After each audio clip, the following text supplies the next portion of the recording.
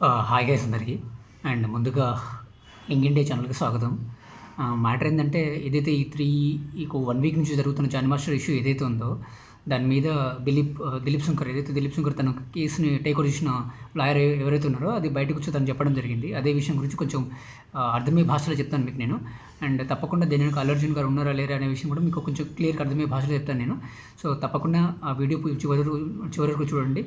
నచ్చితే కనుక subscribe and like చేయడం మాత్రం మర్చిపోకండి. సో మ్యాటర్ ఏందంటే ఏదైతే మనం చూస్తున్న విషయం ఏదైతే 5 నుంచి 6 డేస్ నుంచి రన్ అవుతున్న 10 డేస్ నుంచి జానీ మాస్టర్ ఇష్యూ రన్ అవుతుందో, ఆ విషయంలో జానీ మాస్టర్‌ని అరెస్ట్ చేయడం జరిగింది. వాళ్ళ అసిస్టెంట్ కొరియోగ్రాఫర్ ఉన్నారో అమ్మాయి, తన మీద కేసు పెట్టడం జరిగింది అనే విషయం మనందరికీ తెలుసు కదా. సో స్పెషల్‌గా దిలీప్ శంకర్ గారు బయటకొచ్చి చెప్పిన విషయం ఏందంటే, ఏదైతే స్పెక్యులేషన్ ఉన్నాయో బయట రన్ అవుతున్న ఏదైతే అల్లు అర్జున్ గారి మీద అల్లు అర్జున్ గారిని కూడా ఇన్వాల్వ్‌మెంట్ చేసి మాట్లాడుతున్న మీడియాస్ ఏవైతే ఉన్నాయో, స్పెషల్‌గా దాని గురించి స్టేట్మెంట్ కూడా ఇవ్వడం జరిగింది. తన కేసు టేక్ ఓవర్ చేసిన తర్వాత దిలీప్ శంకర్ గారు జానీ మాస్టర్ వాళ్ళ వైఫ్‌తో మాట్లాడడం జరిగింది. అండ్ అక్కడ ఉన్న ఇన్ఫర్మేషన్ ఏదైతే ఉంటుందో జానీ మాస్టర్‌తో త్రూ స్టేషన్ త్రూ జరిగిన ఇన్ఫర్మేషన్ అయినా ఉండొచ్చు, లేకపోతే ఫిల్మ్ ఛాంబర్‌లో ఉంటున్న విషయం, అంటే ఫిల్మ్ ఛాంబర్‌లో ఉన్న ఎంతో కొంత వ్యక్తులు స్థాయిలో ఉన్న వ్యక్తులతో కూడా మాట్లాడడం జరిగిందంట. సో స్పెషల్లీ ఇది అనవసరంగా అల్లు అర్జున్ గారిని దీనిలోకి లాగుతున్నారని చెప్తున్నారు. ఆయన దిలీప్ శంకర్ గారు అయితే చెప్పడం జరిగింది. సో ఎంతవరకు వాస్తవం అనేది మనం ఖచ్చితంగా చెప్పలేం కాబట్టి తను చెప్పిన విషయాల్లో కొన్ని మాటలు మీతో చెప్తాను నేను. మ్యాటర్ ఏందంటే, ఇంత పెద్ద స్థాయిలో ఉన్న అల్లు అర్జున్ స్థాయిలో ఉన్న ఒక హీరో పని కట్టుకొని ఒకరిని డిఫేమ్ చేయాల్సినంత అవసరం లేదు. కిందికి దిగొచ్చి ఇలా చేస్తారని అనుకోవట్లేదని చెప్పారు. దిలీప్ శంకర్ గారు అయితే ఇదే స్టేట్మెంట్ పాస్ చేయడం జరిగింది. అనవసరంగా సోషల్ మీడియాకి ఏదో ఒక స్టఫ్ దొరకాలి అంటే ఏదో ఒకటి చెప్పి వాళ్ళ అంటే ఏమంటారు, వ్యూస్ కోసం పెంచుకుంటున్నారని, వ్యూస్ కోసం మాట్లాడుతున్నారని, ఏదేదో అనవసరమైన ఎలిగేషన్స్ చేస్తున్నారని అయితే చెప్పడం జరిగింది దిలీప్ శంకర్ గారు. అండ్ సో ఖచ్చితంగా ఇలాంటివి జరిగే ఛాన్సే లేదు. అనవసరంగా సోషల్ మీడియాని దీన్ని ఎక్కువ ఓవర్‌గా పోర్ట్రే చేస్తుందనే విషయం మాత్రం చెప్పడం జరిగింది. అండ్ అదేవిధంగా ఫిల్మ్ ఛాంబర్ నుంచి ఉంటున్న విధానాల్లో తను కొన్ని విషయాలు జానీ మాస్టర్ వెనుక ఉండి నడిపించింది ఎవరనేదైతే ఎవరు కుట్ర పన్నుతున్నారనే విషయం కూడా కొన్ని స్టేట్మెంట్ పాస్ చేయడం జరిగింది.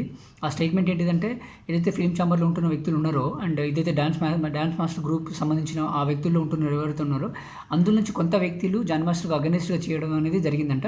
అండ్ వీళ్ళే దాని మీద అంత అంటే ప్రాపర్‌గా ప్లాన్ చేపించారనేది అయితే కొన్ని ఆరోపణలు అయితే వినిపిస్తున్నాయని చెప్పారు. అండ్ ఓన్లీ ఆరోపణల వరకు మాత్రమే.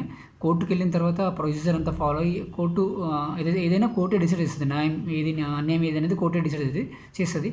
అది మనంగా స్టేట్మెంట్ చేయడం అయితే కరెక్ట్ కాదు.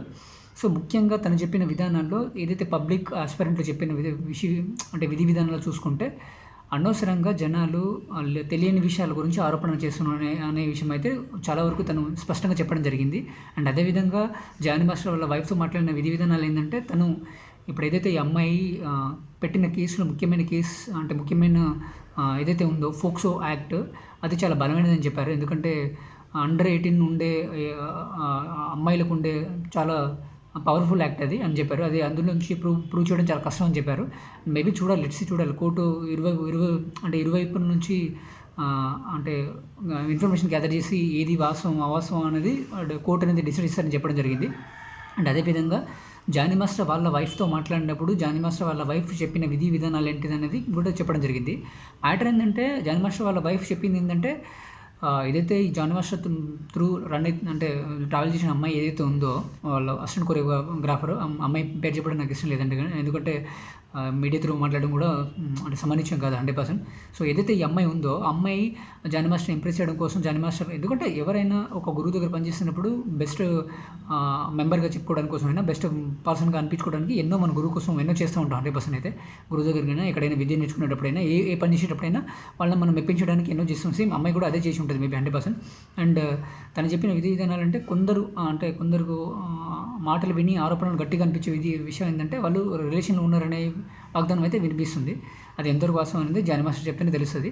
అండ్ వాళ్ళ వైఫ్ చెప్పింది ఏంటంటే, ఇట్లా తిరుగుతున్నప్పుడైతే ఏందమ్మా ఇలా బురక వేసుకొని నార్మల్‌గా అట్లా మతాన్ని అట్లా ఏమంటారు, నార్మల్‌గా తిరగకూడదు. ఒకవేళ నీకు మారాలనిపిస్తే డైరెక్ట్ మారు అని అది జనరల్ వేలో చెప్పారంట. దాన్ని వాళ్ళు ఏదైతే అమ్మాయి కేసు పెట్టిన అమ్మాయి ఉందో ఆమె చెప్పింది ఏంది, నన్ను మతం మారమని ఫోర్స్ చేశారని చెప్పడం జరిగింది. సో ఇందులో ఏది వాస్తవాలు అవాస్తవాలు అనేది గ్యారంటీగా మనకు తెలియదు కాబట్టి, మేబీ జానీ మాస్టర్ తను స్టేట్మెంట్ బయటకు వచ్చి పాస్ చేయడం కానీ, తను చెప్పిన తర్వాత మ్యాక్సిమం జరగడం అంటే ఇన్ఫర్మేషన్ తెలవడం జరుగుతుంది. సో ఎవరు అవునన్నా కాదన్నా తను ఇండియాలో రన్ అవుతున్న ఏదైతే డాన్స్ మాస్టర్లో తను ట్రెండింగ్‌లో రన్ అవుతారు. రీసెంట్‌గా అవార్డ్ రావడం జరిగింది. ఎంతైనా బాధాకరమైన విషయం. ఎందుకంటే తెలుగు ఇండస్ట్రీ నుంచి ఒక పెద్ద డాన్స్ మాస్టర్‌ని ఇలా చేయడం అనేది చాలా వరకు బాధాకరమైన విషయమే. 100% మనం ఒప్పుకొని తీరాల్సిన విషయం.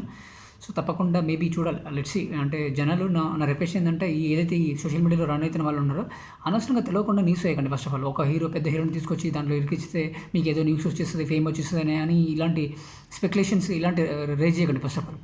జస్ట్ వ్యూస్ కోసం అనవసరమైన అంటే లేని విషయాన్ని టాపిక్‌ని ట్రెండ్ చేయడం అనేది కూడా కరెక్ట్ కాదేమో అని నా ఒపీనియన్. తెలుసుకొని మాట్లాడితే బావుంటుంది. దీని వెనక ఎవరు ఉన్నారు ఏందనేది. సో, ఇది దిలీప్ శంకర్ గారు చెప్పడం జరిగింది. And thank you so much అండి. నా విషయం కూడా అంటే నేను ఒకవేళ ఏదైనా మాట్లాడుంటే extremely sorry. And at the same time నా కంటెంట్ మీకు నచ్చినట్టయితే సబ్స్క్రైబ్ అండ్ లైక్ చేయడం మాత్రం మర్చిపోకండి. సో, ఇది నా వర్షన్ అయితే. మీరేమనుకుంటున్నారో ఒకసారి కామెంట్ రూపంలో తెలియజేయండి. Thank you so much and జై హింద్.